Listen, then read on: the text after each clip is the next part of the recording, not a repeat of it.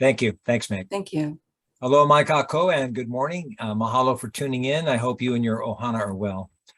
So if it's your first time tuning in, today I'll start off with some community updates. And if there's time, we'll have a few minutes for Q&A. And if you don't get to ask your question, please send me an email and we'll follow up with your issue or your concern. And then following the community updates, I'll be introducing the HART CEO and Executive Director, Lori Kahikina, and she'll be giving us a rail update. And then there'll be time for Q&A after she's done with her presentation. And unless we have technical problems, I'd like to start promptly at 9 and we'll finish promptly at 10 o'clock. And again, glad to have you here. So joining us this morning are my two year-round staffers who I'm blessed to have working for me. First is Corinne Gallardo, my office manager and legislative aide, who joined my team last August. Are you here, Corinne? Well, maybe she's sleeping in, Meg. I'm here. I know. When do I sleep in? Yeah, right. Crazy job. And also you've met Meg Turner. She's my community liaison and social media coordinator, and she's in her 9th year with me. So talk about a glutton for punishment, right, Meg? So let's get started. So community updates. Senate District 20 includes Kapolei, Makakilo, and portions of Ewa, Kalailo, and Waipahu. And as most of you know, with reapportionment every 10 years after the census, that's when the district maps are redrawn and based on population shifting their numbers. So this year, all 76 seats in the legislature are up for grabs, the 25 in the Senate and the 51 in the House. And when I got elected in, 2006, we had District 19. And District 19 included all of Campbell Industrial Park and about 1/3 of Ko'olina. And then in the 2010 census, it changed to District 20. I lost Campbell Industrial Park and Ko'olina and Honokai-Hale. And now we have District 21. That's the new district. And District 21 includes a portion of Fernandez Village in Ewa, and then Kapolei, Makakilo, and Kalailoa, formerly Barber's Point Naval Air Station, which is where we live. And the changes in District 21 is they've cut off, I used to have part of Westlock.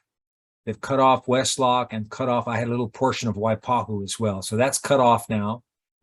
And we've added Honokai-Hale back, and also Campbell Industrial Park is back in Senate District 21. And so Senate District 21 actually includes the 41st, 42nd, 43rd, and 44th representative districts. A few reminders on voting deadlines. The voter registration deadline for the primary election is August 3rd. And then the primary is August 13th, and then the general will be on November 8th. And you're going to receive, since we started voting by mail in 2020, you'll receive a mail ballot packet by July 26th for the primary and October 21st for the general. And you're supposed to return your voted, once you vote on your ballot, either return it in person. Kapolei-Hale will be where you'll be, that's the designated place. Or when you mail it in, it's got to be received by the elections division by 7 p.m. on election day. If it comes in past 7 p.m., it doesn't count. So make sure you get it in on time. And then if you want more details, go to elections.hawaii.gov, and that'll give you all the latest news. Okay, let's start off with some good news.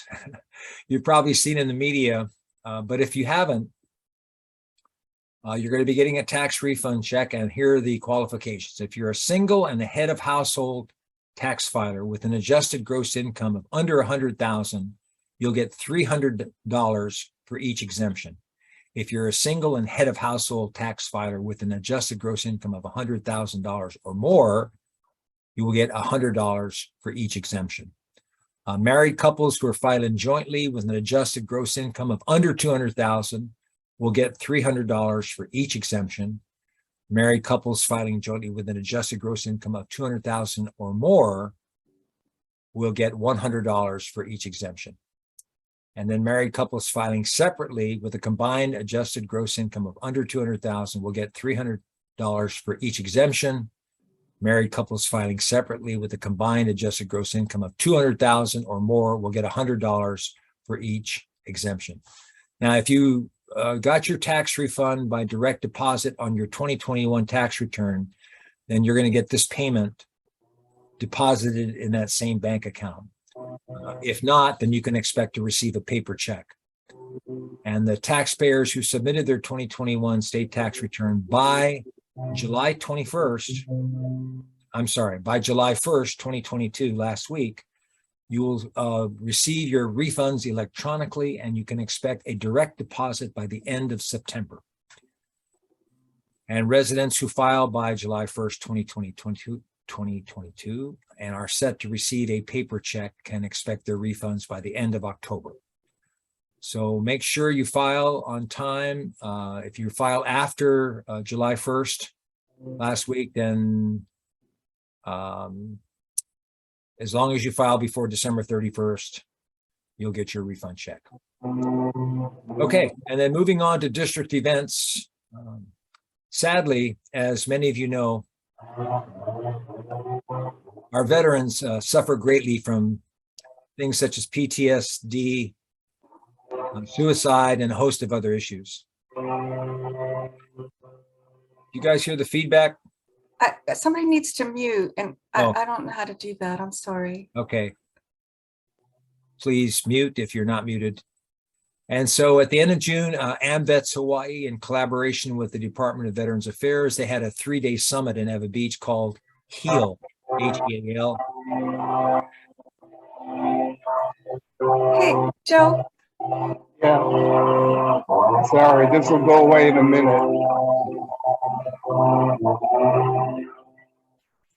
Thank you, Joe. Just go ahead and mute. Thank you.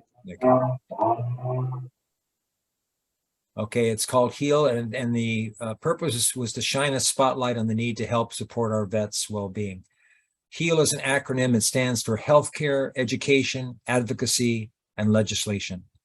And it's designed to provide attendees with up-to-date education on promising innovations on mental health, gender-based healthcare, the military transition experience, along with the latest updates on legislation and advocacy that impacts service members and veterans.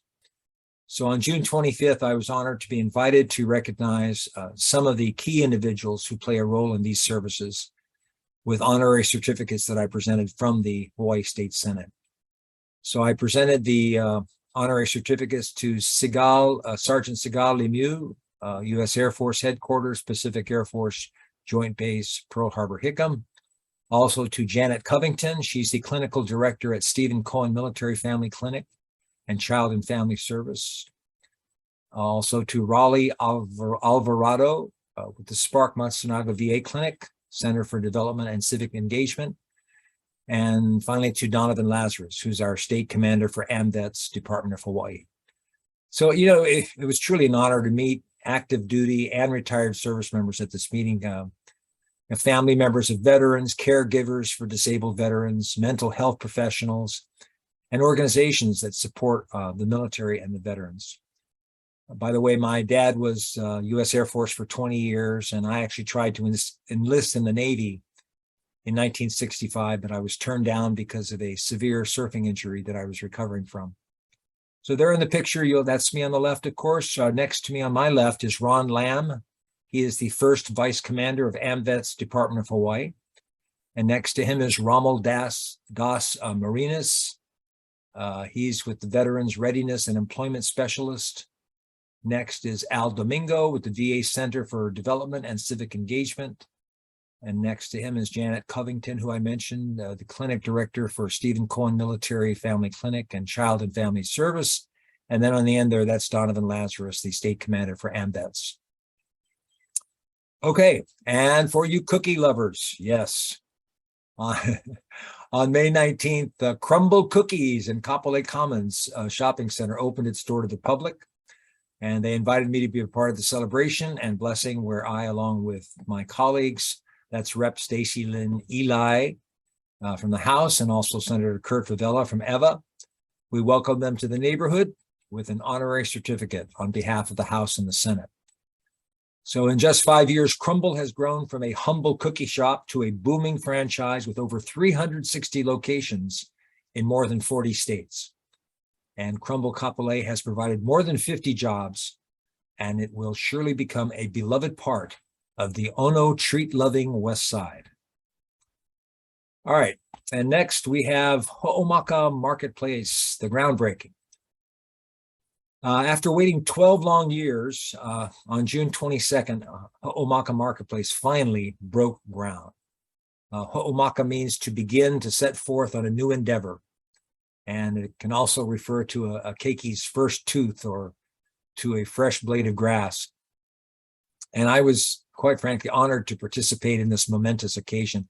The roughly 46,000 square foot retail development, it's located in the heart of the thriving hub of Kapolei, and it's across from Kamakanali'i Shopping Center at the corner of Kualaka'i Parkway and Kapolei Parkway, which is just down the road from UH West Oahu.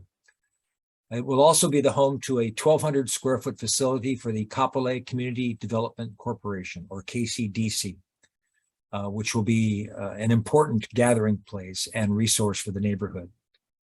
KCDC is a 501c3 nonprofit started in 2008 to serve the Kapolei homesteads in the areas of community, culture, education, and partnerships. So the Ho'omaka Marketplace will feature an 18,000 square foot Long's Drugs, also a Chick-fil-A eatery, a Hele gas station, and a 7-Eleven. And there's also store spaces available for rent in addition to those, and it will provide opportunities to create jobs on the west side. Also, it'll help alleviate traffic congestion in other parts of Kapolei. For those of you that gotten stuck in traffic at our other Longs down by Safeway, you know what I'm talking about. And I found it interesting that someone posted on my Facebook, quote, "Just what we need, another shopping center," unquote. And you could tell that they were not very happy with the new shopping center. But, you know, actually, the revenues that will support from the shopping center will help support our homesteads in Kapolei, and also the Kapolei Heritage Center. And the homesteads, I mentioned homestead programs and their the beneficiaries. So the complex is expected to be completed in 2023. So aloha, congrats to KCDC. And moving on to the Kapolei High School 2022 valedictorians. Back in our day, us old timers, when we used to have one valedictorian, there were 35 valedictorians. So at Kapolei, which I found very interesting. On May 20th, I attended their commencement ceremony, and I presented an honorary certificate to each of the valedictorians. And I do this each year on behalf of the legislature. And so following the graduation ceremony, which was on the, on the Kapolei football field, I personally presented 6 of the 35 certificates until it started raining like crazy. I mean, it just started pouring. But, you know, it's really fun because it's there at the football stadium. Everybody's on the field, and all the grads, you know, they're surrounded by their family and friends. And so all of a sudden I pop up, and I introduced myself, and I got this official looking honorary certificate, and everyone goes, "Oh my God, what's this?" What, you know, I introduced myself, and then I spontaneously present the graduate with the certificate. So everyone's it's totally surprised and stoked. So after we got rained out, the remaining graduates, they got theirs in the mail with a personal letter from me congratulating them on their success. And then another graduation, Kapolei Middle School. Their graduation was, I attended that on May 18th. This was the first in-person event in over 2 years, so everyone was stoked. My office prepared certificates for 189 Po'okela Award winners. And these are the students who have achieved a GPA of 3.60 or higher for each of the 3 quarters of the current school year. So yeah, special occasion. It was really nice. So aloha, congrats also to these students whose future will undoubtedly be bright.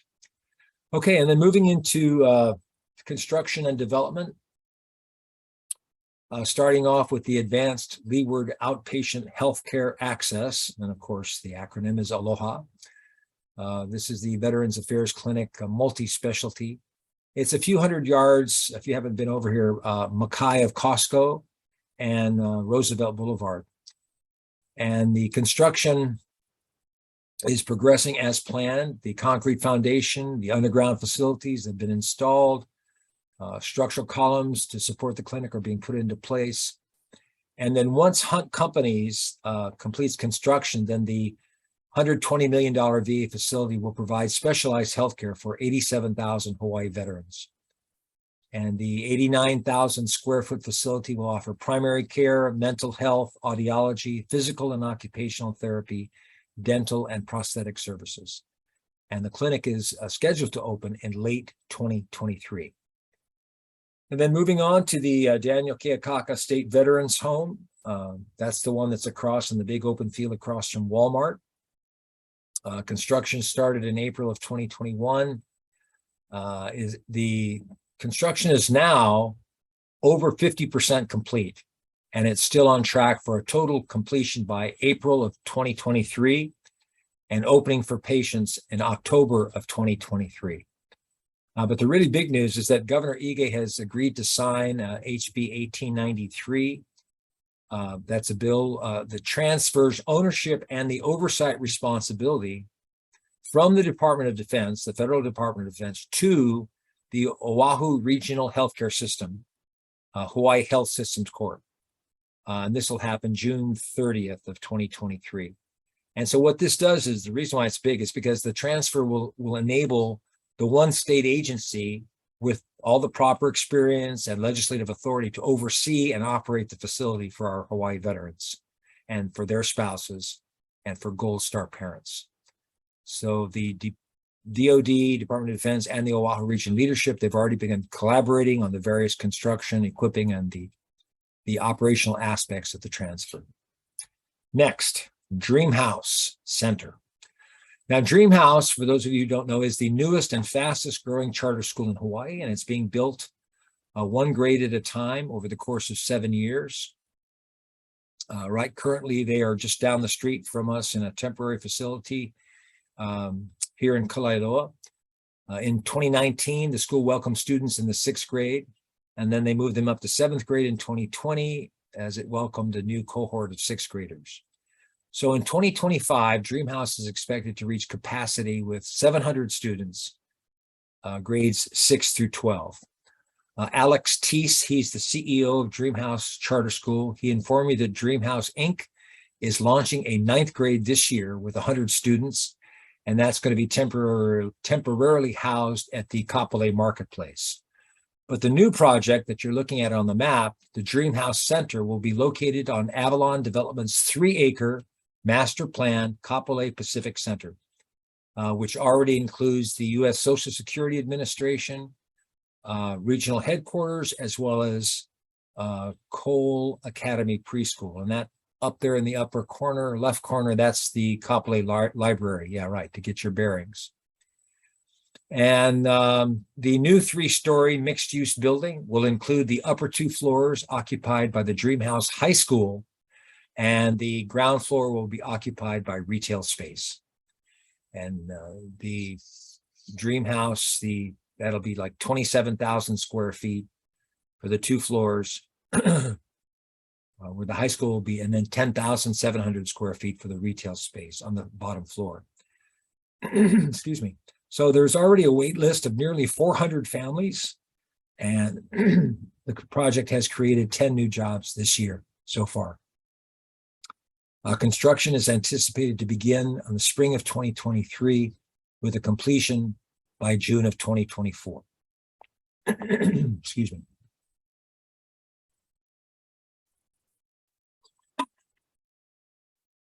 What is it? Yeah, that's what I was asking. A few people actually called me about it.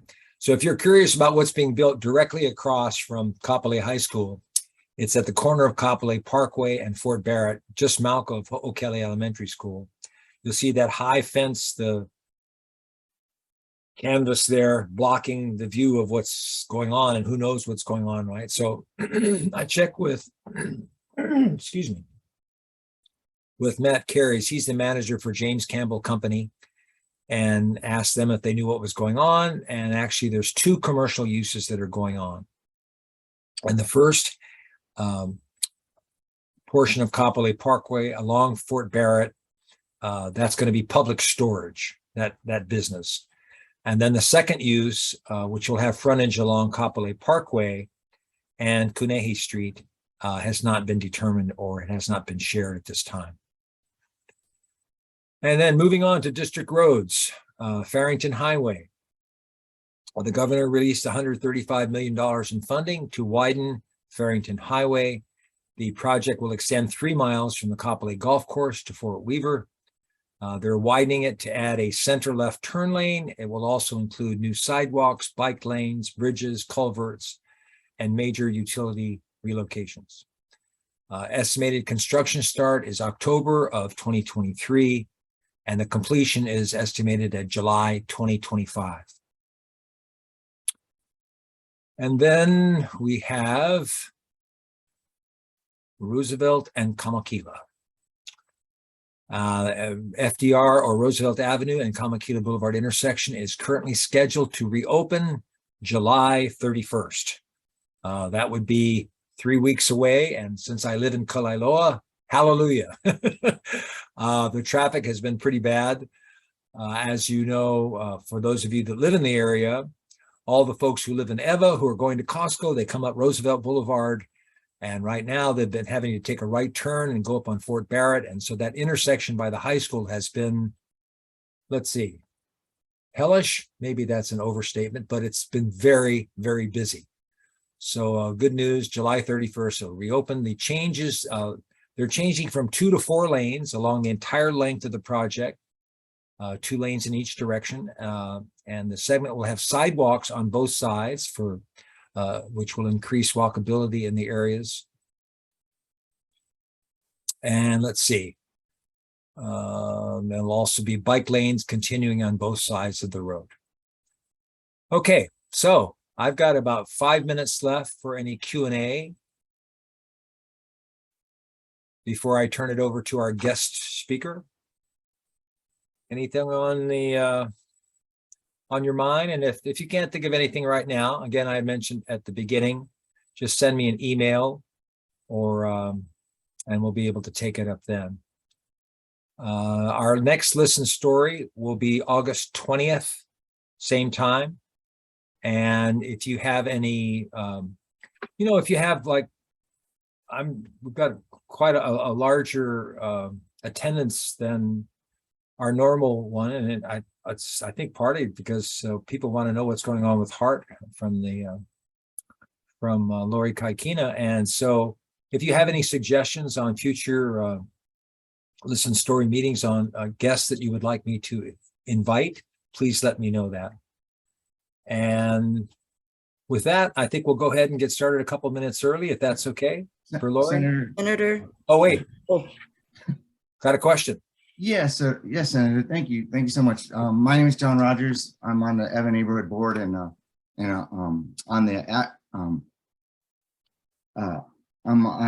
work with HBL. I'm a volunteer with HBL. So my question, I brought this up with Meg already, but I just wanted to bring it up where it's a public meeting, because I'm just trying to make people realize what's not happening and what is happening. So we know about the Leeward Bikeway, and it's being built right now out to Kapolei, to the edge of Kapolei, and they're finishing that last segment right up to Philippine Sea Road, and then they're going to start working, or they are working actually in Waipahu to get the bridges, and we'll have a 10-mile shared use path from Halava to Kapolei, which covers the whole Evamoku, and I think that's fantastic. But the Leeward Bikeway is supposed to originally go all the way out to Nanakuli, to Lulu'ule Naval Road.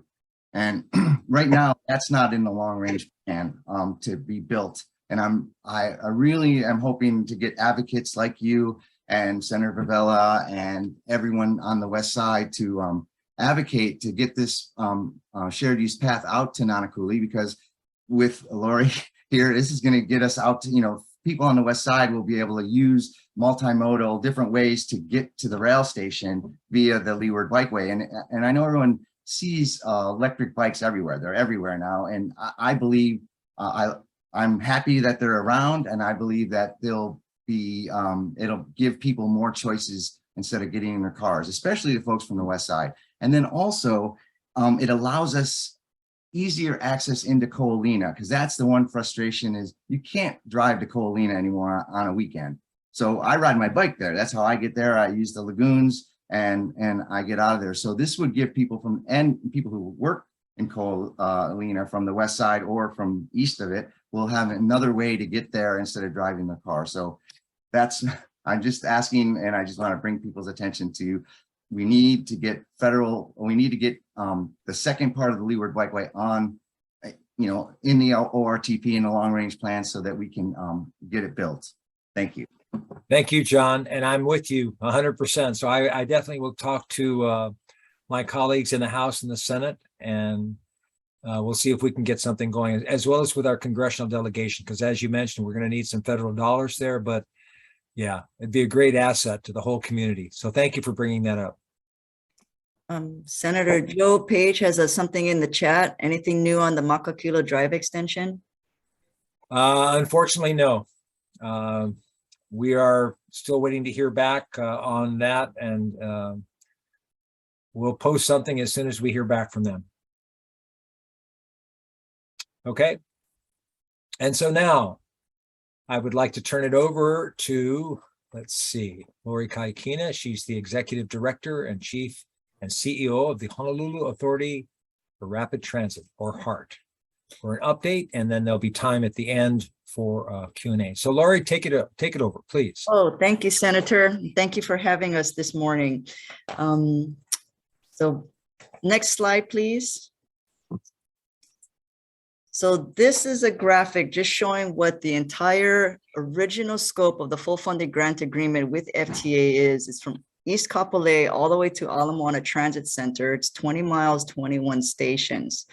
And it did include the Pearl Highlands parking garage, a bus transit center, and an access ramp. However, Mayor has always made it clear that the numbers are going to dictate, the project. And we looked at the numbers very, very closely, both our funding sources and our costs, our estimated cost. And we do not have the funds to get all the way to Ala Moana Center. So back in December, the FTA wrote me a letter saying they understand the situation and they're amenable to amending the full funding grant agreement. And so what we proposed, if you could go to the next page, please, the next slide. What we did propose in our recovery plan, first of all, recovery plan is needed when a project goes askew. And obviously, this is what has happened in this project. And so what they asked us to submit a recovery plan by June 30th. Do not miss that deadline. And I'm very pleased to say that we submitted it about a month earlier than anticipated. We worked closely with FTA all along the way.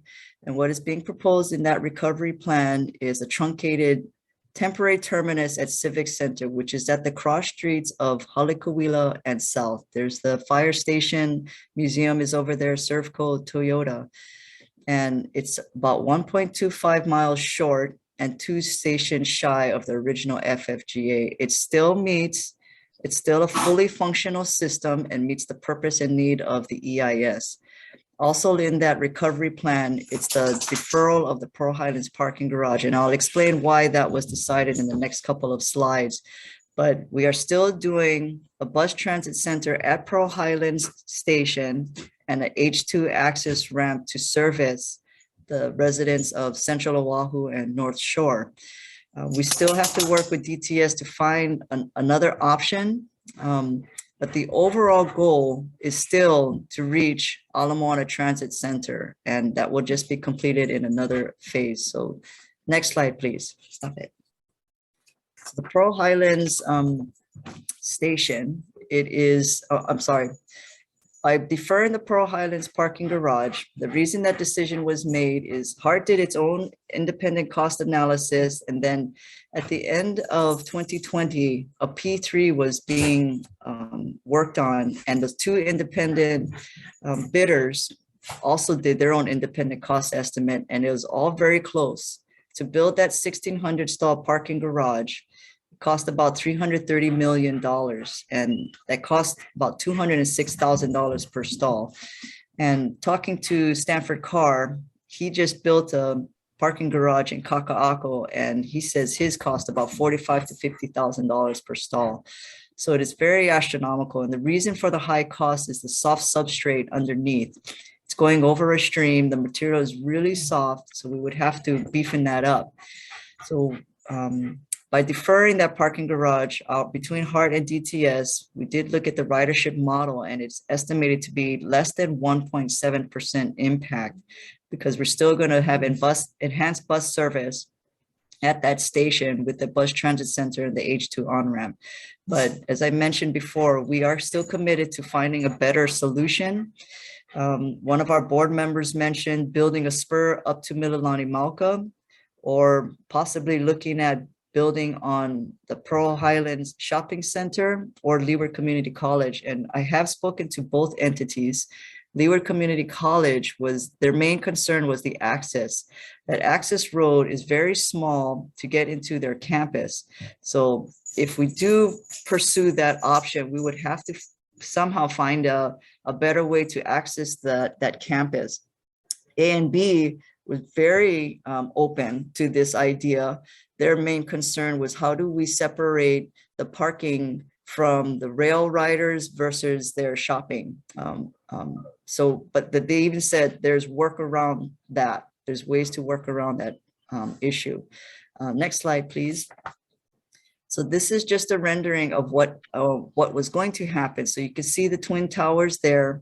Our station is already built there, Pearl Highlands, and adjacent to that, with that oval, is the bus transit center. And then above that, that's where the parking garage was going to be. And that gray line heading up higher with the yellow lines, that's the H2 ramp. So the H2 ramp and the bus transit center are still going to be built. Okay, next slide, please. So just want to give an update on the progress that has been done. We have 3 different segments. So the first segment is from East Kapolei to the stadium. That's the first 10 miles of guideway, and it includes 9 stations. That is all substantially complete. We are almost ready to go into trial running. That August date has slipped a little bit, maybe to September. And what's holding it up is Hitachi has to do some preliminary testing and commissioning. And so they're diligently working through it. And then they have to submit documentation to HART, and it needs to be approved by HART, DTS, and HDOT. And once we go into trial running, we have to have about 90 days of uninterrupted issues. So if an issue comes up, the clock gets extended. And so we're still shooting to get this handed over to DTS for the end of the year. And currently there are 18 of 20 trains on island, but for this first segment, only 7 are required, which includes, I believe, 1 or 2 spare trains. Next slide, please. So the second segment goes from the stadium to Middle Street. This is ongoing construction. You can see it going as you're driving by. The guideway is complete. That's the concrete structure. But on top, the track work is still underway. It is about, so finishing the guideway up to Middle Street, that's 75% of the entire system. There's 4 stations included in this segment. Each of them are between 75 to 85% complete. Those stations are Pearl Harbor, Airport, Lagoon, and Middle Street. The core systems, which is the communications between the trains, the stations, and a rail operations center, should begin later on this year. And this segment is slated to be handed over to DTS in 2025. Okay, thank you. Next slide. And the last segment is now from Middle Street to Civic Center. So we did, when I came on board, we were HART was doing utility relocations from Dillingham to Ala Moana, but they didn't have designs done. And so the contractor is out there spinning his wheels, trying to get work done, but he really can't because he doesn't have designs. He doesn't have approvals from the city and third-party utilities. So I canceled that contract. I asked my staff and our consultant redo the designs and get all 100% done, adhering to all city standards, and we'll get the approvals and then we'll go out for construction. So the designs are done from Iwalei all the way to Ala Moana. And we put out a procurement just for the utility relocations from Iwalei to Cook Street, and Coluccio was the winning bidder. We have already awarded the contract to him, given him NTP, and he's already mobilizing into the different base yards in the downtown area. He is already starting potholing, I want to say July 23rd. So we are doing public outreach, and we have to do a better job because they do monthly updates, but the attendance is very poor. So I've asked Joey Manahan to augment Coluccio's efforts to reach out to the community, the businesses, the residents, because it is going to be painful. It's going to have an impact, even for someone like me. I live on the windward side, but I'm driving into downtown. We are all going to be impacted by this construction. The Dillingham Boulevard, so that one, we initiated what we call the Malka shift. The guideway is supposed to go down the center of Dillingham. And so that causes the HECO utility lines. They have three major lines, 138, 46, and 12 kilovolt wires on both sides. They have to be undergrounded because the guideway is going to be too close to their lines. So when I came in, I asked my staffs for some out-of-the-box ideas, and they said, we wanted to implement this Malka shift where the guideway is now going to be on the sidewalk of the mountainside of Dillingham. By doing this, we don't have to underground the Mackay side HECO lines, and the columns are no longer going to go down the center where I describe this as a spaghetti noodle nest of utilities under Dillingham. It is a nightmare under there. We still have to relocate some, but not as much by moving to the Malka side. So those designs are done. We're out for procurement, and we hope to award that utility relocation. So that's from Middle Street to Iwalei by the end of this year. The city center, the guideway and station construction, that procurement, we would like to put it out on the street, request for qualifications by the end of this year, and hope to award by next year. It will be a design build, and the current schedule to complete all the way to Civic Center is 2031. Okay. This slide is just a depiction of where our funding is coming from. So 1.5 billion is the full funding grant agreement, and all indications right now is, even though we're amending the full funding grant agreement scope, FTA has given indications that they're going to give the full 1.55 and not take any of those funds away. Senator Schatz and the rest of the delegations were able to secure $70 million for HART due to the impacts of COVID, because the GET and TAT dropped during the COVID. And the Act 1, GET and TAT. So GET, we're assuming we're going to receive about $6.4 billion. That ends at 2030. And for the TAT, $1.1 billion. So you can see on the pie graph on the side, the GET and the Act 1, GET and TAT is huge. It's 66 plus 11%. So that's over 77% of our funding is coming from that. So we're truly, truly grateful to the legislators for that. And also the legislators passed a new law that the city can now charge its own TAT. And thankfully, the city council administration supported that. Some of that comes to HART. So for the first 2 years, 1% of that 3% is coming to HART. And then from the third year on in perpetuity, the half of that, 1.5% will be coming to HART. So that line, the city TAT, 488 million, we purposely are stopping that also at 2030. We wanted to have some conservatism in our numbers. Plus, it's going to be an administration call whether we can go past that, even though city council approved that it's in perpetuity. City might use it for operating costs, or also maybe we're going to use additional funds past 2030 to extend to get to Ala Moana. So, but right now, to be conservative, we put 488 up to 2030. And then the city's subsidy is $214 million. So total, our funding is $9.8 billion. So next slide, please. So the next few slides just shows some depictions of the system that has already been built. There's 2 stations here, one in the center, and then one way off on the right-hand side. So that's our UH West Oahu and Ho'opili stations. Thank you. This is our rail operations center. This is the hub and the brains of how, where the trains start and end, the beginning and end of the day. The brains, when I mean by that, this is a fully automated system. So everything is being operated from within the rail operations center. When you go into one of the rooms, it looks like a mini brain. I mean, you can see all of the computer screens and everything. There's cameras on the trains, external to the trains, at the stations. They can see everything along the way. There's a train wash facility there and a wheel truing facility. What wheel truing means, over time, the wheels will need to be, I'm going to call it grinding. They're metal wheels. They have to be grinded periodically. So this is where everything happens. And this is located adjacent to Leeward Community College. And also over there in the background, you can see that's our Pearl Highland station next to the Twin Towers. Next station. So I know many of you have not been able to actually visit one of our stations. So I just wanted to show some pictures of what a typical station looks like. So when you enter, the gates will be open, and this is where the fare gates are. So you go to those machines over there, you purchase a holo card, and the holo card works with the bus system. And the gates, as soon as you put your holo card in, the gates will open. Next slide, please.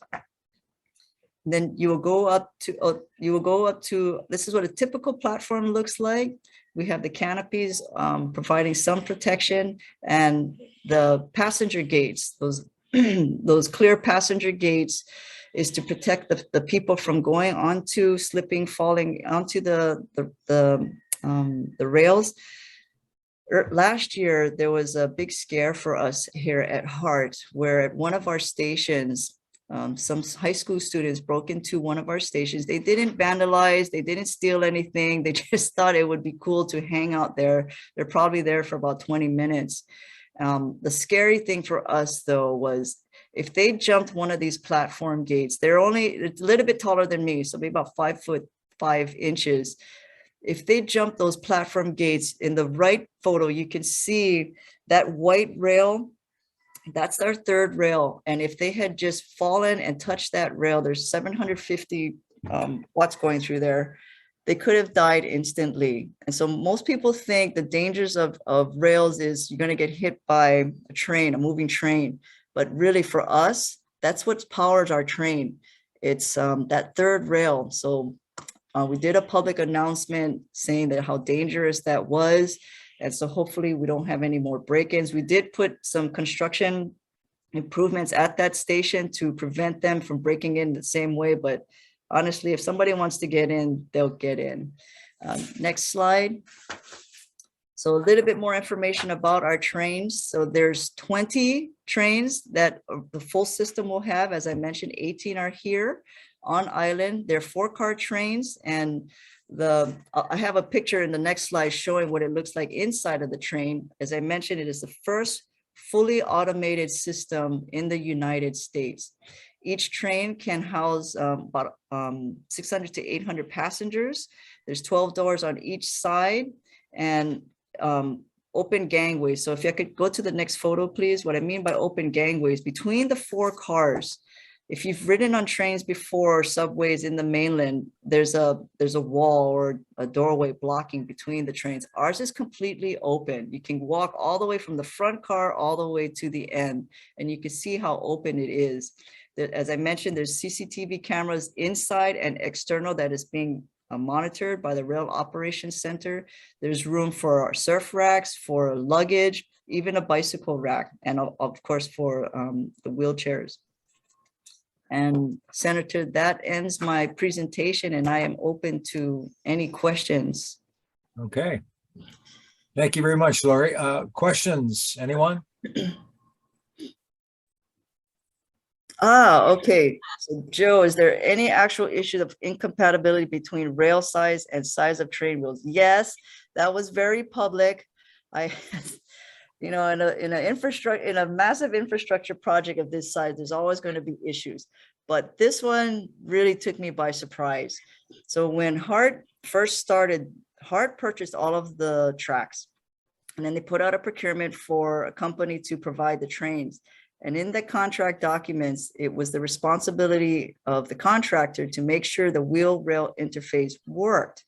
And everyone thought it was fine. They were running these trains at speed for many years, and not till our staff took a deeper dive look into some of the tracks did we realize they actually put cameras on the tracks running through our double crossovers.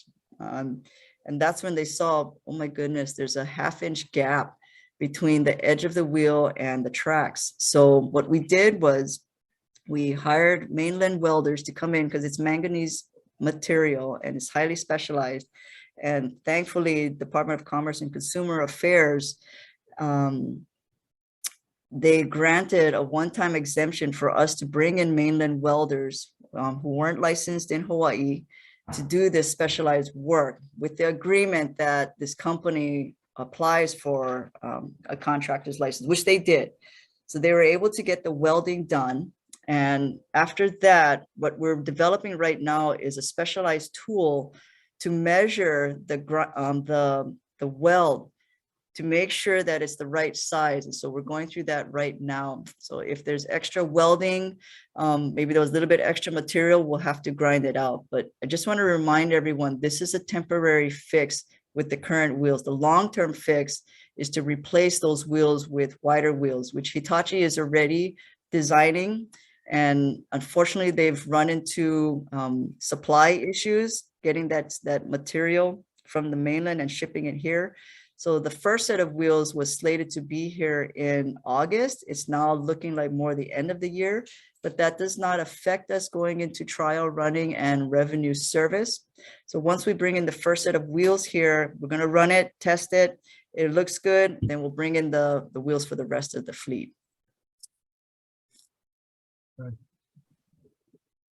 Any other questions? John, you had a question? Yes, hi. Hi, Lori. That was a great update, and I really appreciate Thank you. doing this for us. As you know, my main focus is cycling and pedestrian transportation. And so I just a couple, the big picture is we need to be able to get bikes to the stations, and we need to have safe storage for those. Yes. So one part of the question is, what kind of storage will be available at which stations? And then also, I'll speak specifically at EVA. Like for me to get to the Waipahu station I live in West Lock, and Senator, you're still my senator for another 3 months.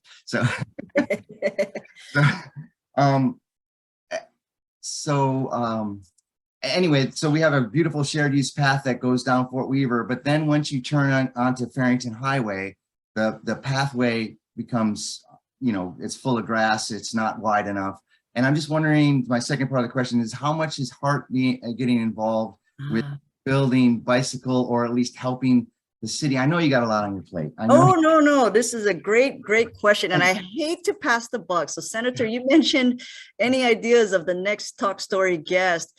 I suggest bringing on Roger Morton, Department of Transportation's director, because, and again, I'm sorry, John, to try and pass the buck, but HART is tasked with constructing the rail system. And when we hand it over, DTS is the entity that's going to run and operate it, and the integration of multimodal. And they also have, they're responsible for the bike paths and developing all of that. So I can't answer to that part.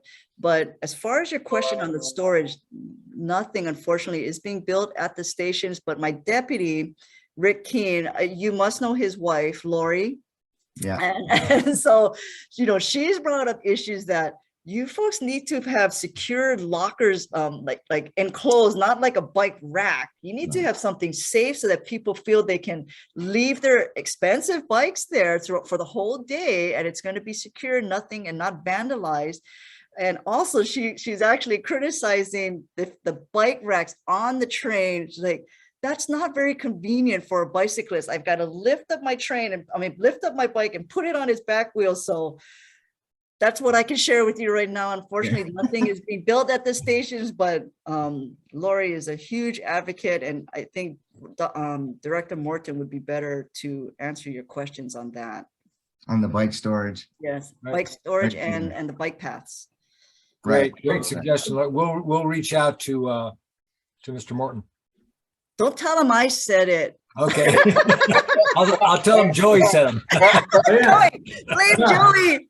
I was just going to say at Kalihi Transit Center, we do have bike storage facilities, but those were implemented by the Department of Transportation Services, as our director Lori mentioned. So it would be great to have subsequently Roger as a guest. Thank you. Thank you, Joey. Thank you. Great. Okay, any other questions? Hi, Kieran Polk, Kapolei Chamber of Commerce. Good to see you, Director. Thank you for the presentation. And it's been a while since I've heard all the nitty-gritty details. So I definitely want to invite you to come speak to my chamber members sometime. I do have a question on that 214 million in the city subsidy. Yes. Can you explain where that's coming from, like where in the city? I'm just curious. Yes, so I think what they refer to as the skin in the game, I want to say, and maybe Senator could explain a little bit, or Joey a little bit better than me, but I think when HART came in for an extension of the GET-TAT, the legislatures felt, what about you, city? What is your skin in the game? So that was the 214 million, and we get about 20 million. It's set amount per year what we get. And I want to say we've gotten about half of it already. So every year it's coming in about $20 million, and it does sunset in a few years, but it's coming from the general funds. The General funds. Okay. Oh, did I answer your question? Yes, and I think there was something in the news about ARPA funds. Was there? That's the 70 million that I mentioned earlier. Yes. Okay. Thank you. Yeah, thanks for clarifying. I was just curious. You're welcome. But thanks again. Thank you. All right. Anyone else? Joe Page.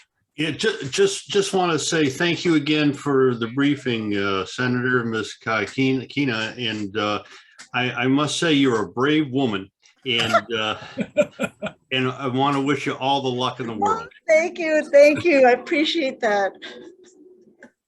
Yeah, and I also want to say thanks, Lori, because I think a lot of folks, there's been so much negativity about the rail, but just to hear firsthand from you and what's going on and the dates and things like that, it's just really helpful to yeah. So thank you. Anytime you want me back, Senator, I'll come back. Very, very much appreciated. Okay, folks, thank you for tuning in. I'll go ahead and sign off, and have a great rest of the weekend. Aloha. Thank you. Aloha, Thank everyone. you. Bye-bye.